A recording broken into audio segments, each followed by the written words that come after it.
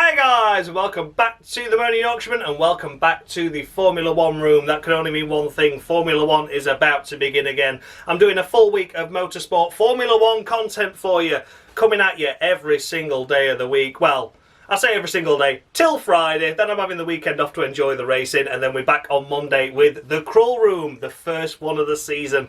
I cannot wait to get back into it. So of course this is the 5 drivers that really do need to improve and prove that they deserve to stay on the grid in the coming seasons and prove their worth. Because they've been struggling in the last couple of seasons, or season, and they really do need to kick it up a gear now and get on with the job, because if they fail to do so, they could be out of Formula 1. If you didn't see the 5 drivers that I'm really rooting for this year, that was on Tuesday. I'll leave a link in the description up there, is it? Or there? Either way, it'll be somewhere. So yeah, we're going to get straight into it because I don't really advertise my own stuff often.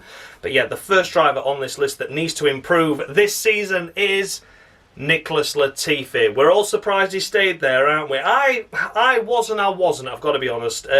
He did have some moments last year where I thought, you know what, he's not done too bad with George Russell as his teammate. But then Williams said, well, we don't really need the money. And then that's when I thought perhaps they could get a more experienced driver in, or maybe a new driver. I was really hoping Nick de Vries would be in the car this year, because I feel this was his last opportunity with the drivers that were leaving, the spaces that were available, for Nick to get a shot in the car. And I think he'd have probably done no worse than what Latifi would do anyway in the early stages of the season, and then when he found his feet could have done better. But yeah, Nick Latifi, I know he's there as a pay driver, but how long will Williams tolerate him? You know, he had that crash at the end of the season at Abu Dhabi. I'm not getting involved in the championship debacle that created. That wasn't his fault that happened after that. But, you know, once again, you're at the end of the season where you know the car well and you're still making silly errors. Of course, in testing, we've seen Williams struggle a little bit. We've had a brake fire that took him out for the entirety of the day.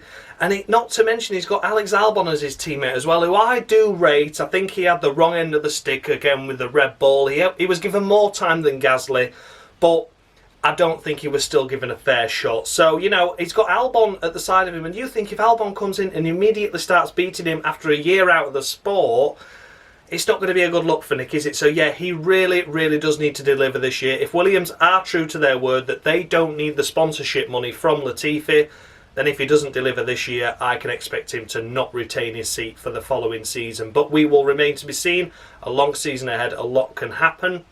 But yeah, that's the first one on the list. Nicholas Latifi, he does need to deliver now. He really does need to deliver. He's had a couple of years of messing about, and he's got gradually better, but I still don't think he's warranted of a Formula 1 seat. The money has put him there. But you never know, he could come out this year and he could really shine in the car he's being given. All will be revealed. We've got 23 races this season. Fingers crossed if we find a replacement for the circuit that can't be named for legal reasons. But yeah, I'm sure Latifi, yeah, it is really the last make or break season for him now. Next up is Lance Stroll. Now, this one you would think, well, his seat's always fairly guaranteed anyway. But he has got to deliver, hasn't he? He has got to deliver. He did okay last year, to be fair to him. He did okay. And I think he needs to build on that once again. Because if he takes a step back from what he did last year, of course, last year, the only mistake I can think he really made was at Hungary, wasn't he? Where he wiped out Charles Leclerc and the McLarens, which was a silly error, but then Bottas did the same thing further ahead. So, yeah, he did have a couple of mistakes, but not as often as he did previously. But I think this year now is his year to really finally cement himself on the grid, because he has had a lot of time to learn. He's been in the championship since 2017, hasn't he? So it seems madness to say that, doesn't it? But, you know, he's had an experienced driver alongside him for his first year in Felipe Massa. That brought him a little bit forward. Then we had the diabolical year of 2018 where he was just kicking off and whinging all the time at Williams. Then 2019 made the switch to Racing Point. His dad's team was outshone with Perez alongside, was outshone again with Perez alongside. And then last year, flashes of brilliance, but overall, Vettel was still better. But he did iron out a lot of mistakes. He certainly ironed out his qualifying performance as well. He still wasn't as good as Vettel, but he ironed that out, because that was always where Stroll struggled. He used to be out in Q1 in every car he was in, whether it was worthy of pole or worthy of P10. He was always out in Q1. So You know, I think this is the make or break year for him, because I think eventually his dad's going to get fed up. And let's not forget now, he is representing Aston Martin. It is his dad's team, of course it is, with his consortium of Bellens behind it. But it's still a team that you're representing. It's a brand. It's a name you're representing. All those sponsors are on the side. And I think eventually, if the consortium of people that are investing the money in are going to go, look, Lawrence, we really like you and we really like your son, but we've got a better option available. You know, I think it's that year for him now. This is his year to shine. I think the car's looking decent. I'm not expecting it to be a massive front runner or a surprise for a championship anywhere, but it could be a fifth place in the constructors for him this year. But he has to deliver the points. So we're ready to be seen. But yeah, make or break year for Lance Stroll, I believe. Next on this list is Mick Schumacher. You might be thinking that is, an unexpected one. You know, Mick just in his second year in a car that potentially won't be at the front of the grid.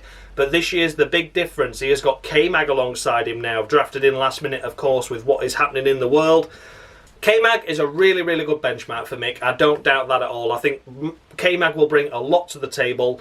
And I also believe that Mick will be able to match him. But if the silly errors keep creeping in, and if K-Mag beats him on a more regular basis than anyone's expecting, you know, we always see this with Mick, don't we? His first season he struggles. Last year we couldn't really represent it at all. That Haas was firmly at the back and he was beating his teammates. So there was nothing really much you could compare it to. But this year he's got a benchmark, and also in his second year in any championship he's been in previously, he tends to thrive within the first 6 or 7 races, rounds, whatever you want to call them, based on F2, F3 having multiple races. And he then shines and then dominates. Now, I'm not expecting him to suddenly start qualifying on pole in a Haas, but let's give him a few races to get up to speed. Let's see how much K-Mag can bring to the table, which I believe will be a lot of experience, and I think he will help Mick as well, without a shadow of a doubt. And yeah, let's just see how it plays out. But I think for Mick, he does have to start beating, I'm going to have to start matching and beating K-Mag when it comes to around the halfway point of this season, and then continue that momentum, because he has to prove his worth there. He certainly does, and he doesn't just have to look like a Ferrari Academy driver. He's a pay driver still. He is still a pay driver. So yeah, going to be interesting to see how that plays out. I'm still rooting for Mick. I do like Mick as a driver, but this is his make or break season with the teammate he's got at the side of him. I'm not expecting points. I'm not expecting podiums. I'm not expecting wins. But K-Mag alongside, it's going to be one of those seasons where he can prove his worth. Next up we have Yuki Sonoda. This is potentially, if he doesn't deliver, he could be out before the season even finishes this year, because I think he was very, very lucky to keep the seat for this year, which I appreciate that AlphaTauri Red Bull have done, because they've not done that with drivers previous, and that's what's knocked the confidence even more. So they've kept his confidence going. They signed his contract fairly early on last season, didn't they? I think it was around the midway stage, Monza onwards. So he got a few races to relax after he'd signed his contract to help him deliver. Delivered a strong result in Abu Dhabi at the last race of the season with P4. Can it keep that momentum going? I hope so. I hope so. The car, again, is looking a bit like an Aston Martin. Okay, but nothing spectacular. He'll be battling for the mid-grid, the mid-pack, 7th, 8th, 9th, 10th sort of positions on the race result order. But he needs to make sure he finishes the 7th, 8th, 9th, 10th area and pick up points wherever and whenever possible, because he needs to be there. He needs to start getting a bit closer to Gasly in qualifying. He needs to start getting close to him in the race as well, of course. And fingers crossed it will happen for him, because if he starts to be shunty again, if he kicks the season off like he started last season, they're not going to allow him the rookie excuses that he had last year. So remains to be seen. Fingers crossed for him. I do like Yuki. I think he's a good lad. I think he's, deserving of a place on the grid, but he does need to kick it up a gear this year. He really, really needs to get his act together, stop shunting, and be a bit more solid about everything. And then last, but by no means least on this grid, is certainly got to be the one that everyone's eyes are going to be on. It's Daniel Ricciardo, isn't it? It has to be Daniel Ricciardo. His contract is up at the end of this year with McLaren.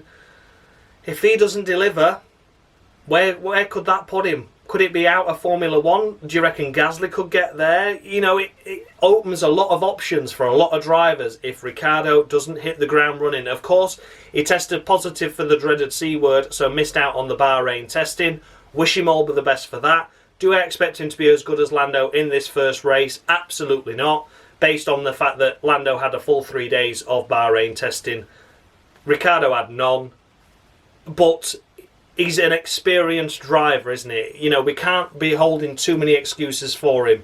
He needs to be there, matching, beating, rivaling, and, you know, beating the competition as well as his teammate. This is a make or break year for Ricciardo. We saw flashes of brilliance, didn't we? Monza was an example for that, because I'm convinced Ricciardo would have won that race even if Verstappen and Hamilton hadn't taken each other out that race, because he was already leading it anyway. So that one I always thought was the moment of excellence from Ricciardo, and I really hoped that that would set him on his way for the rest of the season to deliver some fantastic results, and he just fell flat again. And he only started beating Lando because Lando had slow punctures, slow pit stops. He had all the bad luck in the world in those last 5-6 races, Lando, didn't he? So, you know, I really, really, really wish Daniel Ricciardo all the best. Such a lovely guy, the honey badger himself. But it is his make or break year now. He knows that. We all know that. This is his time to deliver. And if he fails to, could he be out of Formula 1? Maybe. So those were the 5 drivers that really do need to deliver this year. Let me know your thoughts and feedback down below with my list of 5. Do you agree, disagree? And don't forget, of course, to let me know your 5 drivers that you'll be thinking really do need to deliver this year. It's going to be an interesting one, isn't it? I'm certainly looking forward to the season ahead. Not long to go now. I'll see you all tomorrow for the championship predictions. What do I predict will be the top 10 constructors order? So that'll give you a baseline of who I'm expecting to be winning podium points at the back of the grid for this coming season. So yeah, look forward to that tomorrow. That will then conclude the end of the week of Formula 1 content, and then Monday will be the first Crawl Room. 6 o'clock, it'll be set to premiere. Don't you miss it, because I have missed it, and I certainly am looking forward to presenting it to you. We've had Dave working behind the scenes with the lovely, wonderful Palmer of the Week, and of course Dan Mushy Gaming, which is he's been working his magic on the scoreboard, let's say that, and as well a little bit of something different for the intro. So I hope you all look forward to that. That's coming next Monday, 6 o'clock after the first race. And yeah, I'll see you all tomorrow for my top 10 predictions, the order of the 2022 Formula 1 grid. Thanks all for watching, guys, and much love.